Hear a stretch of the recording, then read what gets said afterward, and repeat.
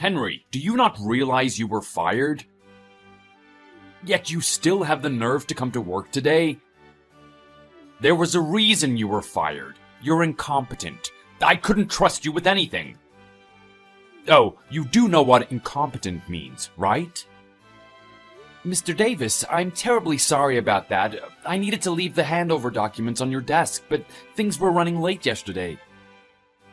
With the amount of information, it took a bit longer than I expected to put everything together. So again, I apologize that I had to come in today to deliver that. Were you able to check that all the documents were in order? Yeah, I saw them. I put them straight in the shredder too. What? Are you serious? Do you really think I can trust you to make anything legible? You're so incompetent that the best I can hope for is a 4th grade level explanation. But this time it was even worse than that. Like, did you actually expect us to use your documents that you prepared? If you can call that preparing. Believe me, I did myself a favor by throwing what you submitted into the dustbin. We'll have to do everything over now. But how are you going to take over for me this month if you have no idea what's going on? Those documents detailed everything, right up to the last week I was working at this company. All the names of my customers, contact information. Why would you dispose of important information like that? Oh, so now you think you can just tell me what to do, huh? Like I said, I'm not going to refer to your sketchy information. You've really got some balls talking all big and saying I made a mistake. Don't worry about me interacting with your customers. I'm going to do a far better job with them than you. I can tell already. And I'm better off going about and building new relationships with all the clients. It's not like they liked you anyway, huh? Oh, is that so? Yeah, and what about the apology email? If you really had so much time to come to the office today, the least you could have done is write that. Apology email? And what exactly would that be for? An important client called me out for mistakes on documents that you were supposed to check. Don't tell me you forgot about those. Remember our deal with eNet Corp? There were mistakes all over those reports that they noticed, and now we're in deep. Hold on, weren't those supposed to be your reports? You were the one responsible for everything related to eNet Corp, if I recall. You really don't get it, do you? You were working as my subordinate, and as someone who works under me, your job was to check my work as well as yours. You were unable to do that, and the customer called me out for it. Come on, Henry, can't you see I took the blame for you here? If you had just checked the report, we wouldn't be in this mess. Mr. Davis, in all honesty, I just can't agree with you here. You're saying that a junior employee is responsible for checking his superior's work for mistakes? Maybe I'm missing something, but the last I heard was that the superior is usually the one checking the subordinate's work. Isn't that commonplace, Mr. Davis? You need to watch how you're talking to your superior, Henry. I'm the one who makes the decisions of what exactly my workers are responsible for. Yo, maybe you thought that all subordinates just decided their own tasks. Can you imagine that? An office run by incompetents like yourself? Ha! I'm already going to be leaving this company, so just let me say my piece. I'm sure you would allow me to do that, at least. I believe that you have no right to place responsibility on me for mistakes that happened based on your work. I was never told to check documents related to that customer, and now you're suddenly blaming me for it? Like, seriously, man? Hey, you cannot talk to your superior like that. Frankly, I'm getting tired of having to explain every little rule and intricacy of this position. These are all things you should know, but apparently you're too incompetent to realize your role in all of this. But now it's too late. Too bad, so sad. I held back from saying this for all the time I've worked at this company, but now that I'm leaving, I can finally speak honestly. You cannot be blaming whoever works under you for errors in your work. You are the manager here. You need to take responsibility for yourself. It's ridiculous putting the blame on a younger, less experienced worker. Honestly, I feel terrible for whoever is going to be working under you next. That's why I want to tell you that your management style is a joke. Just because I fired you, it doesn't mean I have to listen to you blabber on and on with excuses. And whoever the next person is that I have to manage, as long as they're more incompetent than you, I'll be in good shape. And the only one you should be feeling sorry for is me. I had to deal with your lazy butt this whole time. Thank God you're finally out of here. What I'm saying is the truth, Mr. Davis. If you really think about it, you blame your subordinates for everything that goes wrong at this company. Whether it's your own errors on your own documents or annoying office jobs and paperwork, you throw it all to the person who works under you. Oh, and what about the fudging of company expenses? You've been writing off everything, haven't you? Our company expenses are settled by myself and the other managers fair and square. Do you know you could get into big legal trouble for accusing a business of fudging expenses? That's a big claim to make from such a little man like you. I have written proof, Mr. Davis. It's all in the expense reports. Your weekly drinks with the other managers, putting up your family in hotels when they're in town, going to strip clubs with customers. All of that is written off as company expenses, isn't it? That's probably why that area of the budget is always in the red. Can't say I know anything about that. Besides, what's the problem with having meetings out of the office after work? We even invited you to a couple of those meetings. Can't you remember, Henry? You call that a meeting? We just kept ordering pitchers of beer and back-talking upper management. How is that productive in any way? And legality states that company expenses can be used for office gatherings, but what you used it for was far different. You and Mr. Eckhart went to Big Bob's Decoria 17 times in 1 month. 17 times? And all on the company's dime? Let me tell you a little something, Henry. When you're manager, you need to do certain things for the company to succeed. You need to keep clients happy, keep employee morale high, keep sales up, etc. There's clear reasons to all of these things, which you clearly don't get. Well, it seems like you clearly aren't taking the responsibility for this either. Not that I'm surprised at all. I even saw some gifts for customers being written on the expense report, when it was clearly things that you bought for yourself. Potato chips, bottles of soda. Do those sound much like gifts for customers? I'd like to hear how you explain that. Well, I did buy those with the idea of giving them to customers, but just never ended up doing so.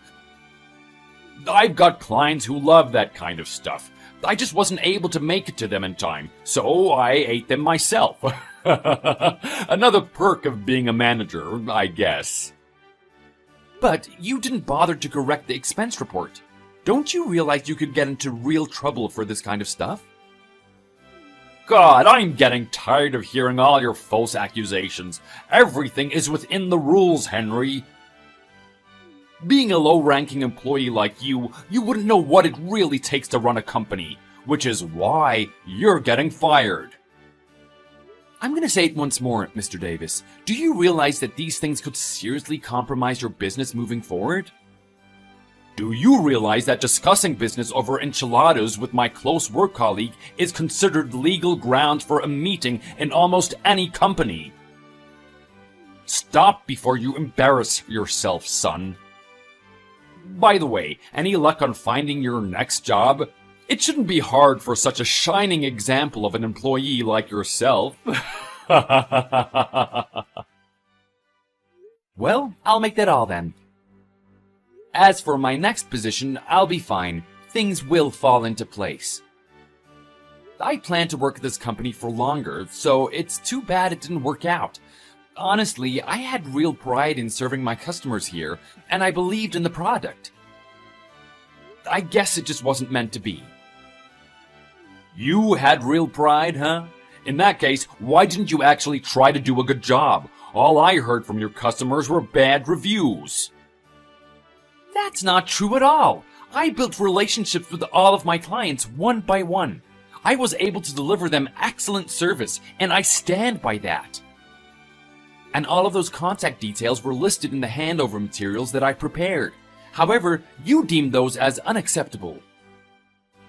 I believe that incompetent was the word that I used. I'll make by just fine without that garbage that you prepared, alright?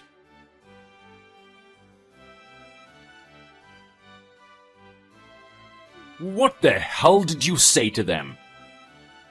I'm serious. If I hear that you've divulged company information to any of our clients, you're gonna be in big legal trouble.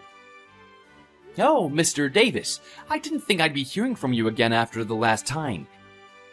Is there something you wanted to discuss with me? There certainly is. I just went to meet with one of your previous clients, Mr. Eldridge. Oh, yes, Hank. How's he doing? Not well, apparently. After he heard that you had left the company, he cancelled his contract with us.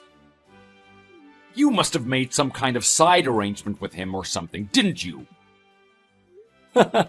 Side agreement? Maybe he just appreciated the service I gave him during my time there, and was disappointed that I was gone? I guess we did build up quite a good relationship, me and Hank. No, that can't be it. You must have done something. Come on, spit it out, Henry. I insist. I really only did my job the best that I possibly could. If you're really suspicious of anything, all of the meeting notes are in the handover report that I left you. Oh, yeah, you disposed of that, didn't you? Tell me, was it something I said? What made him cancel the contract? There was one thing. I'm pretty sure that Mr. Eldridge wasn't a big fan of you, sir. Are you saying that he didn't like me? And for what reason would that be? I think it might have been the way you're always blaming your mistakes on younger employees. Clients see that, Mr. Davis. It's not just something that you and the employees themselves notice.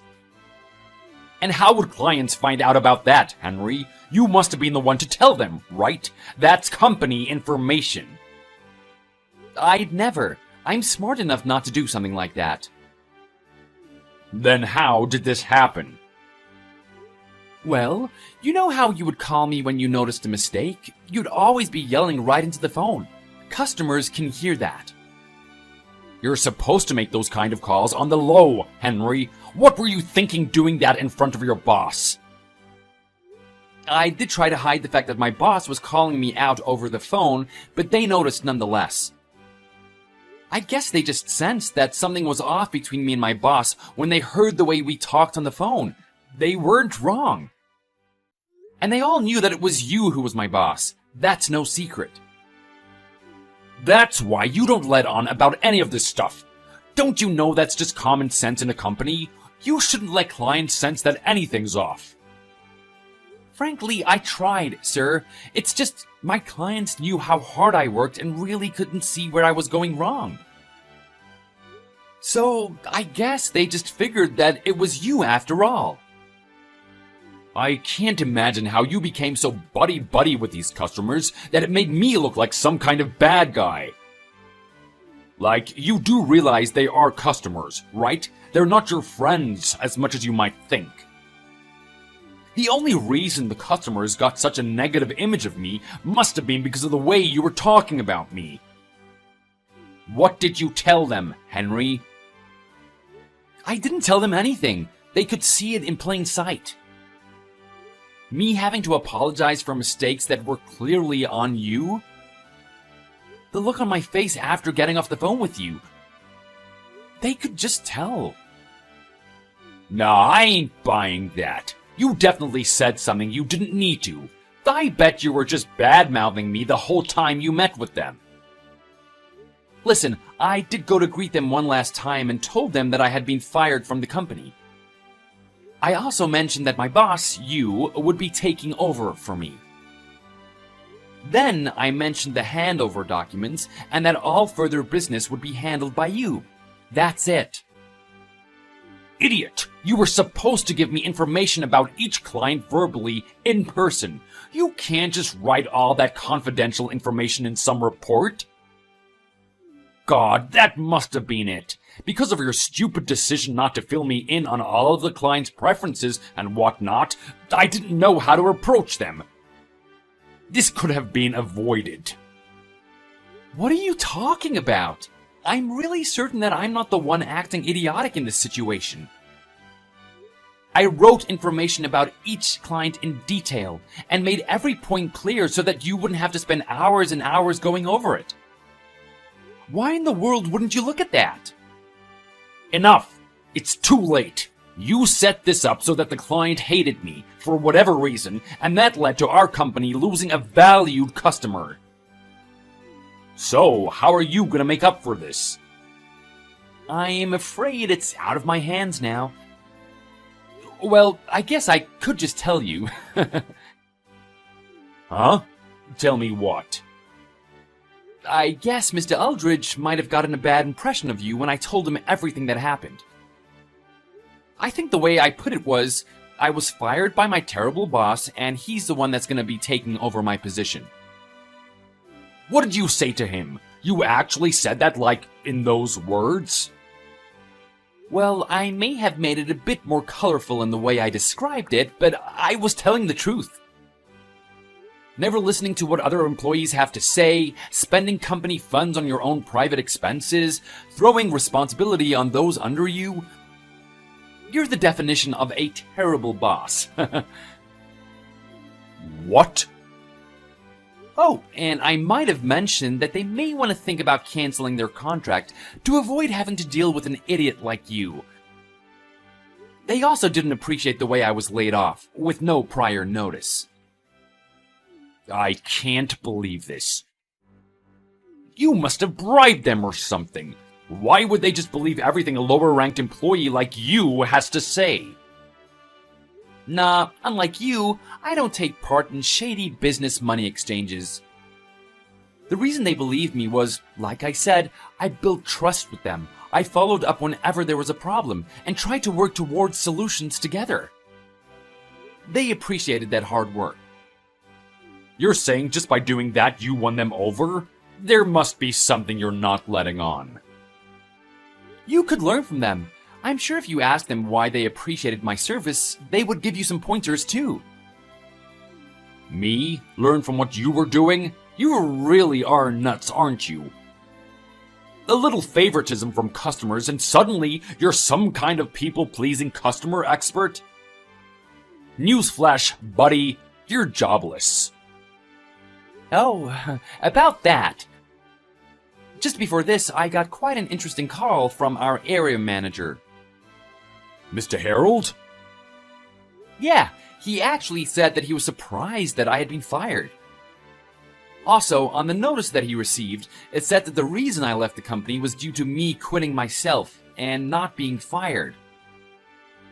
But I affirmed with him that that wasn't the case in the least, and that I would be happy to discuss a possible return to the company. Huh? A return to the company? Yes, and it looks like I'll be able to take a more important post there as well. What? How is that possible? I fired you! I wouldn't act so surprised just yet. He also told me that you'll be getting demoted. Demoted? Are you kidding me?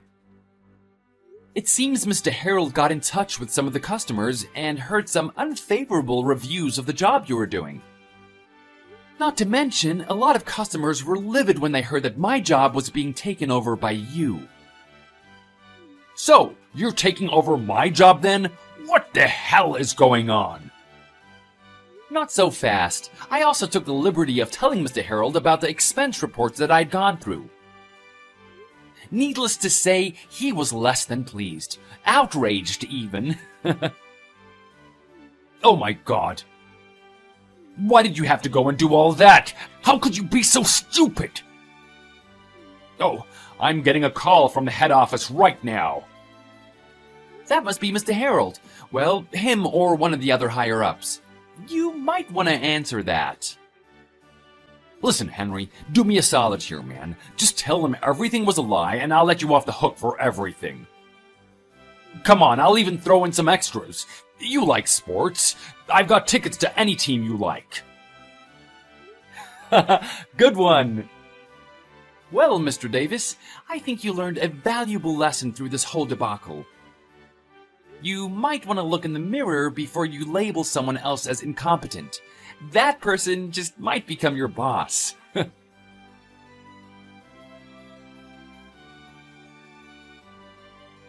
Following that, Mr. Davis was contacted by the company and grilled on the shady business expenses that he had been racking up.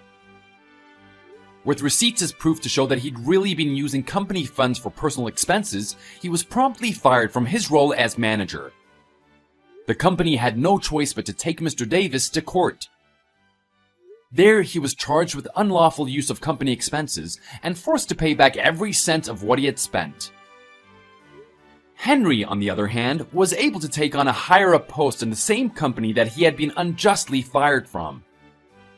There, he was able to contact and get back the customers that had been lost, leading to high praise from his new boss, Mr. Harold. I guess Henry wasn't so incompetent after all.